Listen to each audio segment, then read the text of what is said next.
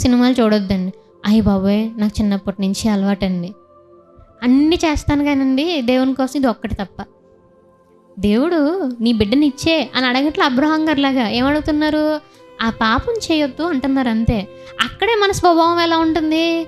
నేను చిన్నప్పటి నుంచి నాకు అలవాటండి. నేను ఎలా మానేయగలుగుతానండి? ఈ ఒక్క రీజన్ బట్టి నేను దేవునిలోకి రాలేకపోతున్నానండి. చాలామంది మాట్లాడుతూ ఉంటారు. కొన్ని ఇష్టాలు ఉంటాయి. మూవీస్ చూడడం కావచ్చు. కొంతమందికి నాకు దేవుడు అంటే చాలా ఇష్టం అక్క. కానీ దేవుడు ప్రేమించొద్దు అంటున్నారు అక్క. నేను ఆల్రెడీ ఒక అబ్బాయిని ప్రేమించాను అక్క.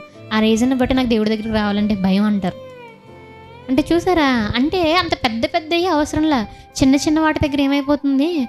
మన క్యారెక్టర్ అనేది మనకి ప్రూవ్ చేయబడుతుంది.